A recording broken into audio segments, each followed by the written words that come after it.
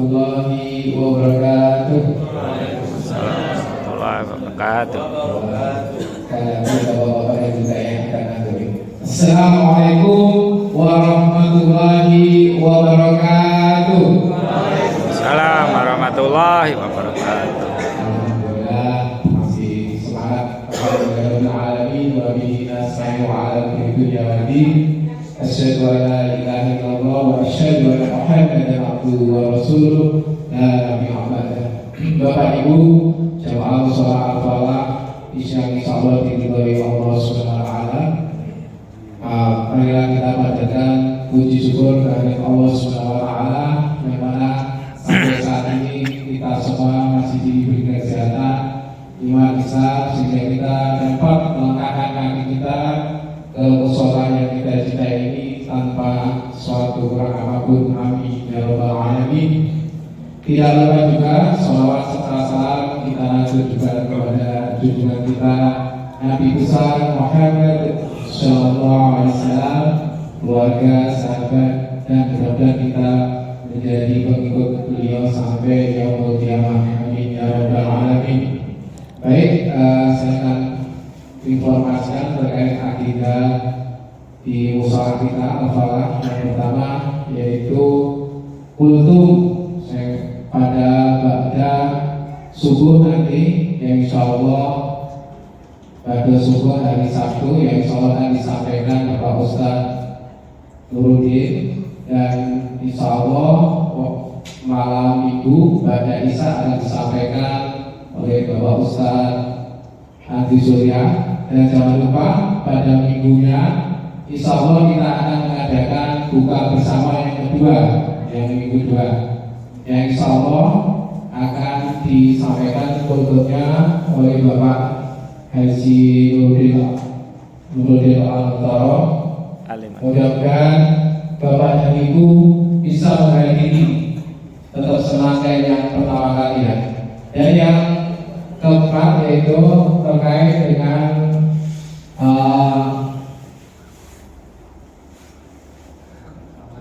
Ramadan berbagi yang insyaallah akan diwakili oleh ibu-ibu taklim. Dan yang terakhir pada malam hari ini insyaallah akan ditambahkan kultum oleh Bapak Haji Emil Husaini. Alhamdulillah beliau sudah datang dan tengah-tengah kita. Namun sebelum itu saya informasikan kepada adik-adik nanti yang sholatnya rapi dan tidak berisik, yang pulang dulu insyaallah kita akan kasih hadiah ya. Baik, itu yang dapat saya sampaikan.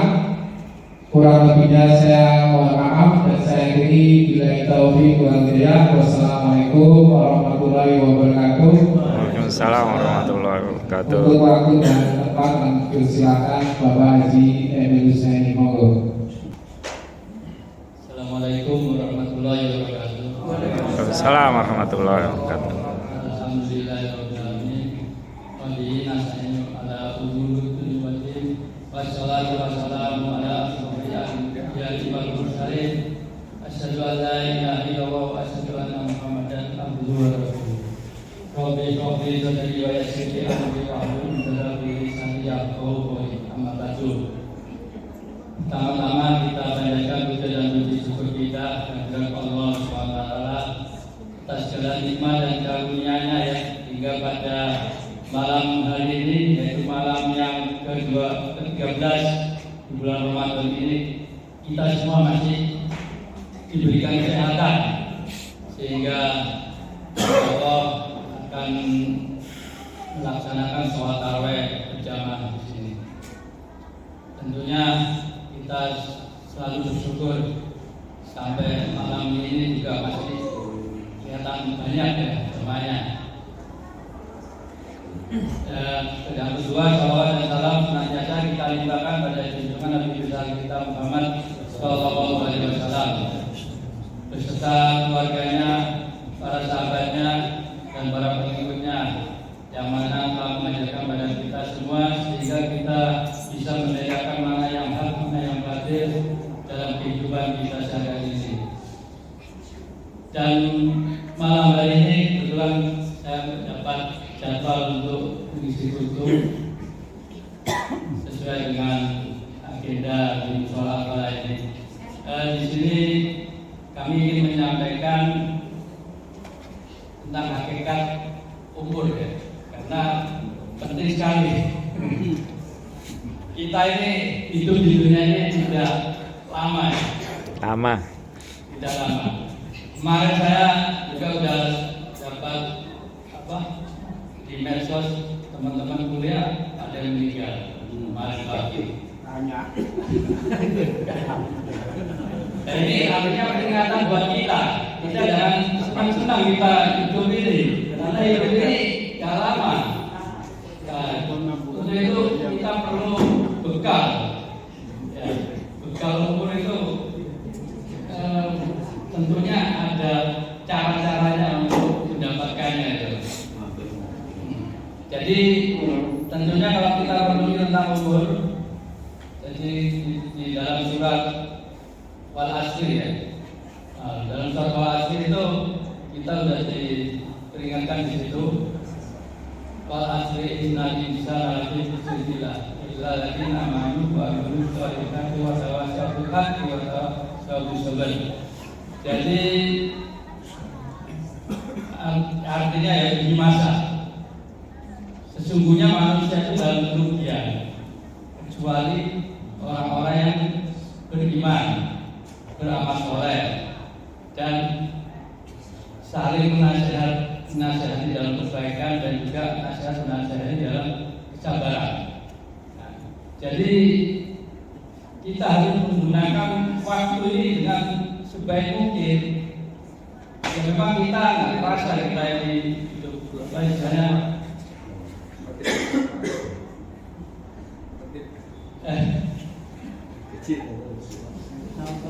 jadi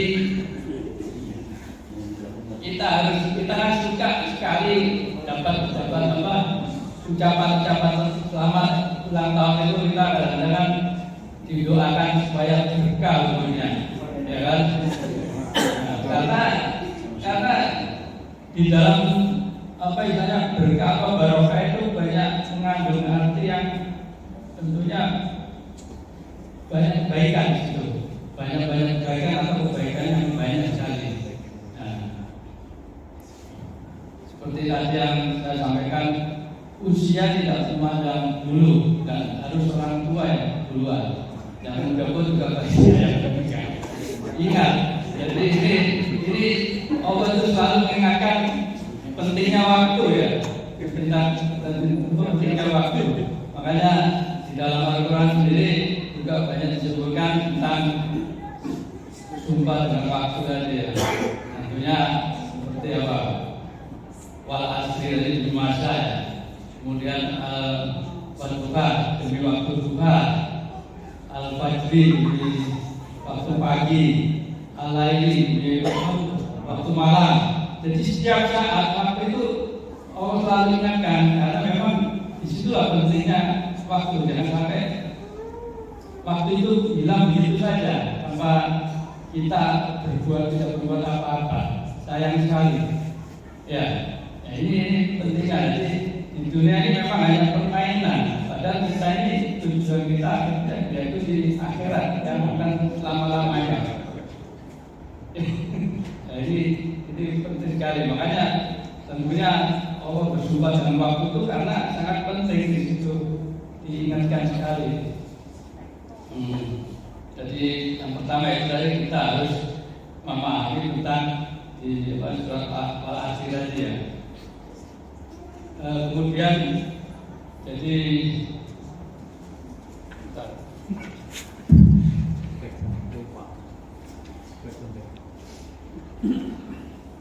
Allah sumpah dengan waktu itu karena di situ ada hikmah besar pada waktu ya.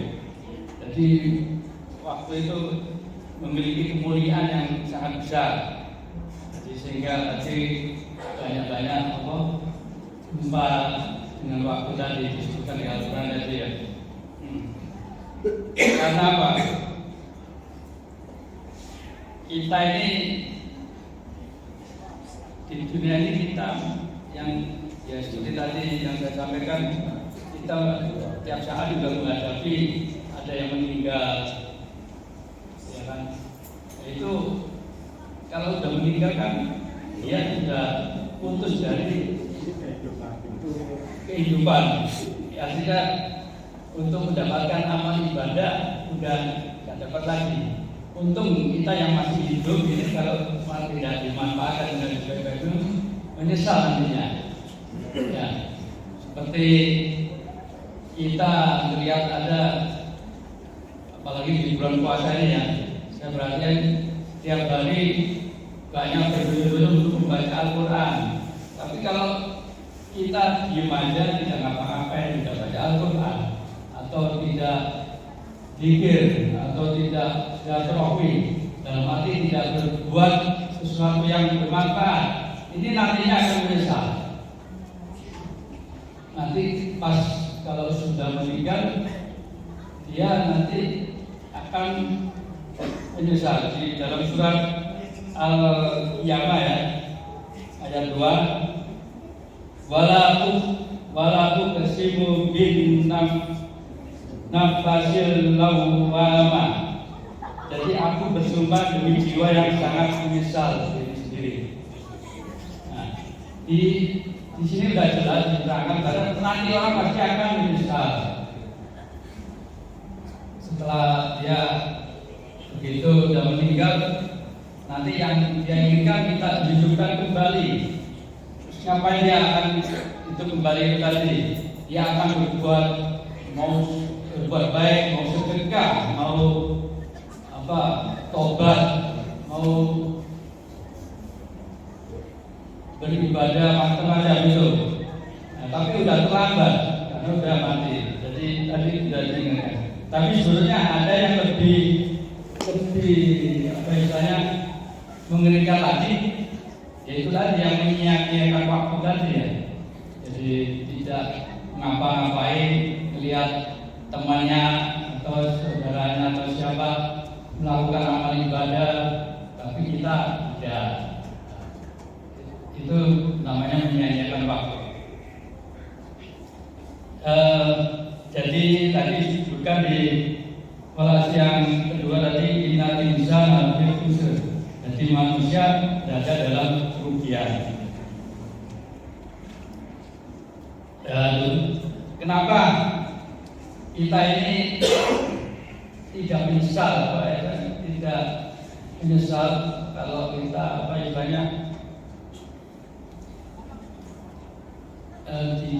karena masih di dunia ini, sehingga kita tidak menyesal. Banyak orang di luar sana masih banyak berbuat yang tidak baik, tapi tidak menyesal. Karena dia itu tadi dia masih belum sadar bahwa nantinya itu akan diberi tanggung jawab tadi. Jadi di sini ada cara yang untuk tidak rugi tadi di dalam wal asri tadi, yang surat ketiga tadi, illa ladzina amanu wa amilus sholihati wa tawassaw bil haqqi wa tawassaw bis sabr. Nah, tadi di situ tadi diterangkan untuk memperbaiki diri kita supaya tidak menyesal tadi, itu harus yang pertama memperbaiki keimanan.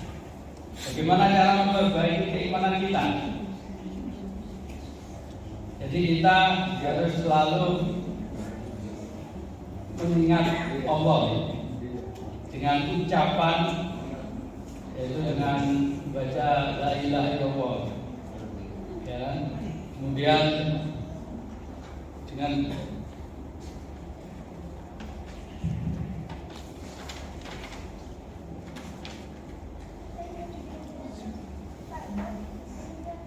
dan diyakini di dalam hati, ya. Dan yang ketiga yaitu diamalkan dengan perbuatan. Jadi keimanan itu harus selalu diperbarui terus. Jangan sampai turunnya terlalu jauh. Karena memang manusia ini keimanannya memang fluktuasi, naik turun. Saya yakin naik turun, kita juga ngerasain Kadang-kadang kita semangat, kadang-kadang kita kendor lagi. Nah, sampai-sampai Umar bin Khattab kalau pada saat itu kalau istirahat ya istirahatnya kadang-kadang duduknya di antara masjid sama pasar, karena dia sambil mengamati orang-orang di pasar itu saking sibuknya sehingga sudah mulai turun keimanannya. Akhirnya itu tadi diingatkan sama Umar supaya ada waktu azan misalnya dia harus sholat, karena tinggalkan sejenak kesibukan tersebut harus untuk ikutin ini tadi memperbaiki keimanan. Jadi jangan sampai lepas. Di sini saya sebutkan di surat Al-Kahfi ya, ayat terakhir. Faman kana yarju liqa'a rabbih falyamal amalan sholihan wa la yusyrik bi ibadati rabbih ahada. Siapa yang mengharapkan pertemuan dengan Tuhannya hendaklah melakukan amal soleh dan tidak menjadikan apa dan siapapun sebagai sekutu dalam beribadah pada Tuhannya. Jadi di sini sudah disebutkan kita nanti meninggal, kita mengharapkan bertemu sama Allah kan. Nah ini itu tadi yang pertama dia harus banyak melakukan amal soleh dan yang kedua tidak melakukan syirik kesyirikan. Sehingga untuk dalam surat Al-Fajr, ya ayuhan nafsul mutmainnah irji'i ila rabbiki radiyatan mardiyah fadkhuli fi ibadi wadkhuli jannati. Wahai jiwa yang tenang, kembalilah pada Tuhanmu dengan ridho dan diridhoi, lalu masuklah ke dalam golongan hamba-hambaku dan masuklah ke dalam surgaku. Jadi ini yang diharapkan untuk menuju ke Allah tadi. Jadi kita jangan sampai meninggalkan keimanan tadi dan jangan sampai syirik. Jadi untuk apa? Itu tadi cara untuk supaya tidak rugi di akhirat, memperbaiki keimanan. Amal soleh yang di sini yang dimaksud itu yang diperintahkan oleh Allah dan disunahkan oleh Nabi. Amal soleh tadi. Jadi intinya itu ibadah, setiap ucapan atau perbuatan baik amalan zahir atau batin yang dicintai dan diridhoi oleh Allah. Nah, itu intinya. Jadi kalau bisa kita semua aktivitas kita bukan untuk ibadah, karena Allah sudah disebut dalam Al-Quran yaitu menciptakan jin dan manusia hanya untuk ibadah. Jadi ibadah bukan hanya sholat yang kelihatan ini ya, sebetulnya kita sehari-hari pun bisa jadi ibadah. Contohnya kalau kita bisa membantu saudara kita atau teman kita yang nganggur misalnya, kasihkan keterampilan atau keterampilan menjahit atau keterampilan servis motor atau mobil. Nah, tentunya kalau dia bisa nantinya dia bisa menghidupi dirinya, bisa menghidupi keluarganya dengan hasil itu, nah itu sudah satu ibadah. Kita juga kalau yang berangkat kerja pun juga niatkan ibadah. Dan semua kegiatan kita ini adalah ibadah sebetulnya. Kita mulai dari bangun tidur ya sampai tidur lagi itu kita selalu berdoa. Jadi keuntungan orang Islam ya di situ. Kegiatan kita itu selalu mengandung ibadah.